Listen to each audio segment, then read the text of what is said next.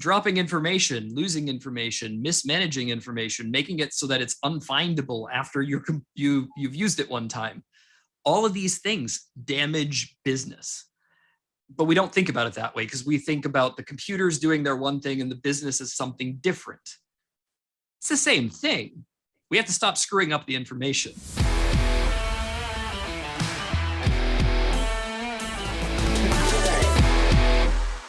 I'm joined by Nick Inglis. He's the Director of Information Governance at iPro and the host of the Strategy of Information at infogov.net.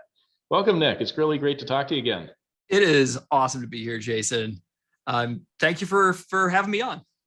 Yeah, no, it's my pleasure. We met at an ARMA event, and I was really intrigued with your connections, your perspective on a number of things that we hope to discuss today. Maybe you could talk a little bit about your background with respect to information governance and others. Yeah, so I've found myself in this profession, like most people do, completely unexpectedly. It was not, the life plan really in action. It was a whole lot of serendipity.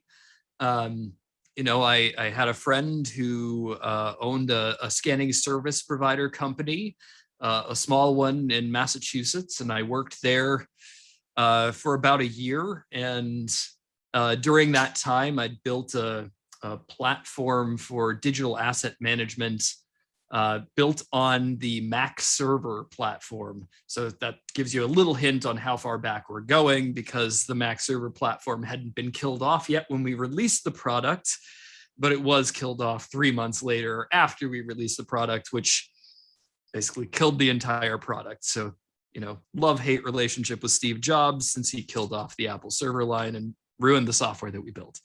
But after that, the software, we had launched it at an AIM conference.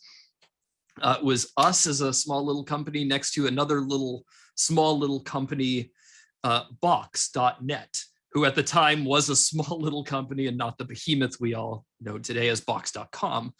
So we'd launched it there, caught the attention of some of the folks at AIM, and ended up going after that role working for AIM as their program manager for SharePoint, where I traveled the world and taught people about how to use SharePoint from a strategic perspective.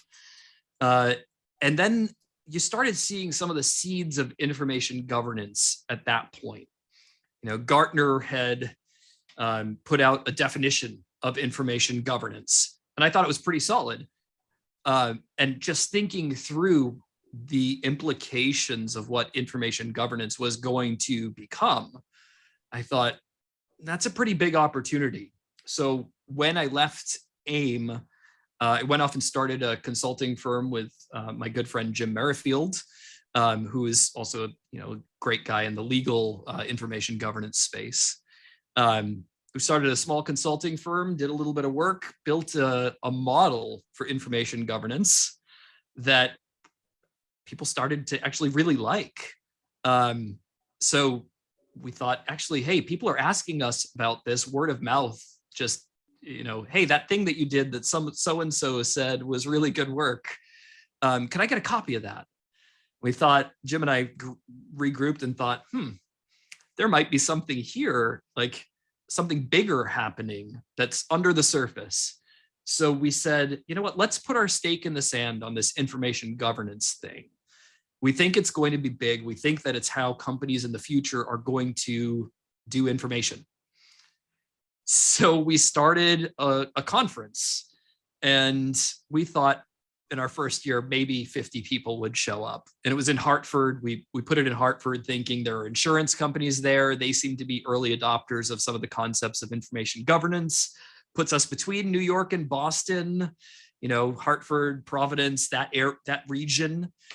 And our first year, we were so completely overwhelmed, we had to move our event from a hotel to the convention center. We went from an expectation of 50 to over 150 people in our first year. We thought, oh yeah, no, there's something here, there's something happening. So we just kept building and building. And then Eventually ARMA International, historically the Records Management Association, although they'd started latching onto information governance as well, we started some conversations with them thinking, let's create some joint training products. It'd be really great for the profession to create something and collaboratively and put that out. And that conversation sort of just spiraled out of control and they ended up acquiring us. And then I spent a couple of years at ARMA leading the thought leadership, driving all of those things that we had created in the previous 5 years with the Information Governance Conference and Information Coalition, which was our organization under the conference, and brought all those resources to ARMA, grew them, and have since joined iPro, where I'm the director of information governance as a part-time. I also do host a podcast called The Strategy of Information at infogov.net, and starting to look at some other things, which will be make for some interesting conversation today.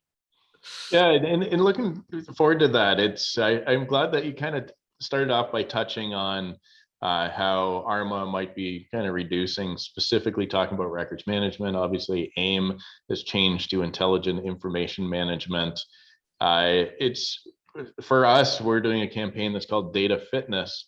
And I like the idea of kind of using this fitness metaphor, because information governance is like going to the gym to me. Everybody knows that you should do it. There's definitely Olympic athletes who are they've done it and they do a great job. And then there's everybody else who's like, I know I need to do that.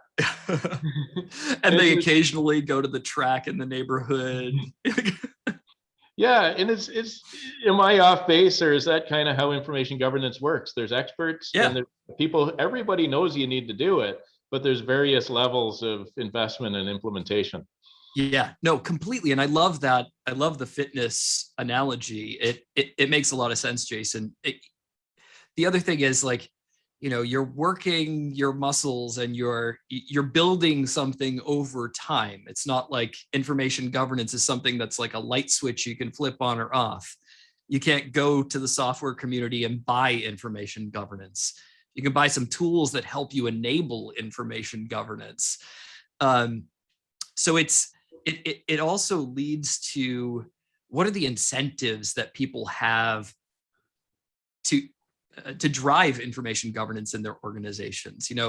For fitness, it's all these health metrics, and let's not die or as early as, let's prolong our lives for longer, so let's go work out. We don't really necessarily have those same incentives in the information governance space. There is litigation risk, most certainly. There's reputation risk, most certainly. But in North America, in the States and in Canada, there's not a whole lot of regulation that requires us to drive information governance. There's no, we're not getting discounts on our cyber insurance yet. I think that's going to be a big change that'll happen over the next few years, when the cyber insurance community realizes, hey, those companies that are doing information governance are less risky, so let's reduce their premiums. Or if you don't have information governance, let's raise the premiums. I think eventually the actuaries will figure this out, but they're not there yet.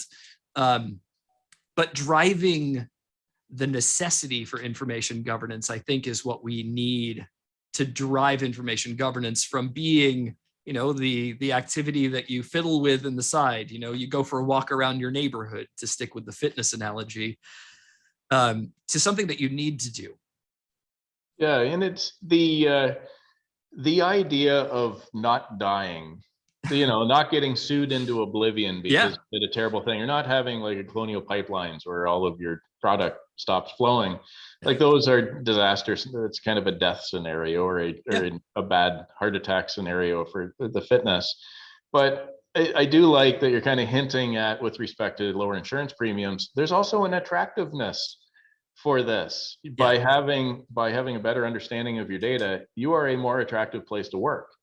Without a doubt. Yeah, like, if I have a homepage for my organization, I can find what I need to get my job done faster and easier. I like working there more. If my customers have confidence that you're providing them the right information at the right time and you're securing their personal information, that's that's attractive.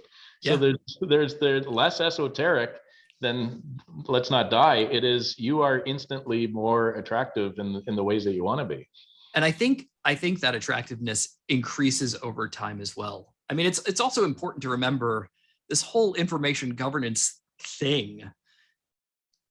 I mean, depending on what point you start to measure from, I mean, the longest anybody can give it is 15 years. Like, if you're really stretching it, we've been doing information governance for like 15 years. If you look at other disciplines, other professions at their 15-year mark, we are far surpassing where they were at. Like, I mean, the common example that I like to look back at is one that John Mancini, the former president of AIM, likes to cite, is the birth of project management as a discipline. And that happened, they started talking about it in the 70s. And then it was the early 80s when the PMP certification came to be. And then it wasn't until the 90s when, people started recognizing project management as a distinct discipline. And they had a lot of help from, lots of great case studies, lots of sharing and openness about production, those types of conversations. Here in the information governance world, we've maybe been doing this for 15 years. I think a more reasonable number is like 10. Like, we've actually been doing information governance for about 10 years, I think. And those were the early adopters. We've already come so far, and there's such recognition of this as a discipline. There are job titles in, half of the companies out there that already include information governance in some way, shape, or form. So we've already come so far, and that's in a scenario where folks aren't the most open about sharing what they're doing in information governance. The case studies that are out there, they tend to be general or generic. You don't get very, very specifics on very specific companies because no one wants to open that book and share what's actually behind the curtain. So the fact that we've been able to progress as a discipline this far in this short a period of time against such strong headwinds, I mean, it's pretty amazing that this discipline has come as far as it has come so far. I completely agree in that, like anybody who graduated with a library sciences degree in 1980 aren't doing the things that they learned in university or college during the previous 4 years. They are doing completely innovative and new things right now, maybe under the same principles, the same ideas, but the methodology is completely new. Yeah, wildly different methodology. But no, you're right. Those underlying principles, I mean, they're still the same principles. We can still look back at ARMA's generally accepted record keeping principles, and they still hold perfectly true today. So it's, you've hit the nail on the head. So I like that you kind of nodded at like the success stories that might come out that are completely devoid of divulging the key strategies that were implemented in order to achieve success. I feel like, a shameless self-promotion for Shinydocs, is we're more about helping you develop your strategy just as much as implementing software to implement the strategy. And I think that's the piece that's always missing. People want to put some technology first before they actually devise their strategy to find out what they need. And Jason, kudos to you and your team. I mean, your track record of growth speaks very strongly to your approach. Well, thank you. Yeah, and exploring further, like the idea of a strategy, it is interesting because you're talking about like ARMA coming out with this is the best practices. Like there's ISO 15489 as a base, and then associated with ISO, that everybody has these principles. Once you know what a document is or a piece of media, this is exactly what you do.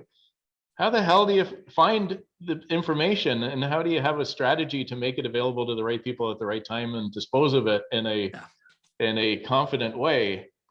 So the strategy of how to get to the point where you can start doing that ARMA thing, I think is the part that's missing. I mean, we do have one huge advantage in the realm of information governance, which is just simple logic. Like, simple logic is on our side with information governance. If you look at the way that companies have structured their information before, it's junk. Like, It's fragmented, it's siloed. We have policies from records that conflict with policies from data science. We have legal, which is conflicting with IT. It's a hodgepodge of a mess. So when you say, hey, wouldn't it make sense to just have one set of policies across all of your information so that the records manager is looking to the same set of guidance as the data scientist, and we have one organizational stance on how we approach information?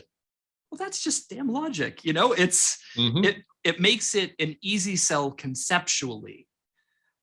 The problem with that easy sell conceptually is, how do you get from where you are today to where you're going? And that's where we've seen a lot of the pain points along the way. And, with any nascent profession, there have been a fair amount of the snake oil salesmen that have come along and made their money and disappeared as quickly as they arrived. So, we've seen lots of pitfalls in these past 10 years, but we've also seen tremendous successes among, every size of company, from the really small who are just trying to apply the basics, through to huge multinational organizations who rely on information governance to keep their organizations afloat. I like it, and I'd like to even explore snake oil, because it is impossible to tell, in my opinion, snake oil from a technology that does what it's supposed to do, implemented with no strategy. How do you achieve an outcome, even if the technology does exactly what it's supposed to do? If you ask the wrong questions of it, you're going to get the same thing as if you bought the snake oil. You make a good point. And there's a reason that I called my podcast The Strategy of Information, because fundamentally underpinning this concept and this discipline of information governance is strategy. It is having one strategic approach to information. And you can't run projects, you can't use software. I mean, you can try with varying degrees of success, but without that underlying strategy, and that strategy is information governance, without that underlying strategy, you can't be assured of success, because you don't actually know what you're doing. You don't know what your goals are. You don't know what your organizational stance on information is. Once you have that, you can do amazing things. If you read Gartner, Forrester, or IDC, or these others, which great publications who do great work, yes, they will isolate enterprise search, and then they'll isolate separately file analytics, and then they'll separately isolate master data management and data lakes. And then separately over here, there'll be content services and information governance. And you've got this big wheel of strategic objectives. And what organizations do is they pick one where they got burned last, put all their investment there without thinking of this harmoniously. Exactly. That leads to my question is, can you have a strategy without thinking about this harmoniously and bringing all the interested parties together? No. Okay, that was easy. Thank you. No, you can't. It's, and I see CIOs fall for this regularly. And, all of the analyst firms, they're going to go with what questions they're being asked. They are answering the questions that they're being asked. They're not all, 90% of what they do is in response to the market. 10% of what they do is setting the market. I think, Gartner did a good job of setting the market for information governance, but I'm not sure that, all of the firms, and I'm not going to call any of them out by name because I work with a lot of them regularly, but I'm not sure that they've always given the right care and feeding. I also think that the way that a lot of these analyst firms are structured has also, I don't want to say hurt, but maybe not been as helpful as it could have been, because they had these specific groups that were siloed, just like our information systems were siloed previously. So when information governance came along, it's not like they reorged their operations or their analysts. They're still focused in those silos. I've just sort of been on the sides waving my hands going, look, you got to take it upstream and take it up a level and figure out, what you're even doing before you can dive into any one of these silos to help, solve challenges in that silo. If you don't have the organizational strategy, why are you even in one of those silos right now? I really like that. I want to try a metaphor on you to see what you think of, said this before, like to me, data management. I'll just say that generically. If you ask who's doing a good job of that, it's kind of like asking who's doing a good job of regional and international transportation. Yeah. Because it could be Boeing, it could be General Motors, it could be the regional government who sets the regulation. Is it the police? Well, of course, it's none of those things. It's you and me as consumers using it. It is the vendors who are supplying this. It's the regulation that goes on top of it to kind of keep the social contract in check. And I like that. Yeah, in the absence of every one of these parties, we don't have safe transportation or efficient transportation. And why don't we think of governance the same way of information? Why don't we? Jason, if you have an answer for that, I would love to hear it. I honestly don't know. I've been saying for years now that we do great disservice to our organizations by, we invest heavily in ensuring the financial operations of our companies. Like we have whole divisions focused on making sure the financials work, right? And then you switch over to the information side of the house and it's a fragmented smorgasbord. We have to start treating information as an asset, as an organizational asset that has significant value, because let's face it, the ransomware people have figured it out. If we wipe out the data of a company, there's no company anymore. So they're going to pay us whatever we ask them for as ransom. If the ransomware people have figured it out, how come we haven't figured it out ourselves? Our information is our most precious asset other than the dollars that we hold, It is the underpinning of whatever the company is. If you build teddy bears, your specs on building your teddy bears are your unique differentiator between you and your competition. It's a ridiculous example, but it's absolutely true. Yeah, there's real companies that do exactly that. And they've built up an entire supply chain, an entire manufacturing process and distribution process around that intellectual property. Yes. You can't damage that, otherwise the whole business goes away for sure. And also just the ongoing use of information. You've got transitory documents and contracts and all these other things that if you start dropping the ball, you start dropping the business.